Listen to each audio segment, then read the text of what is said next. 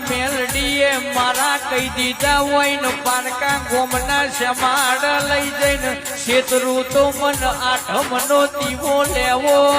લાજલ્યા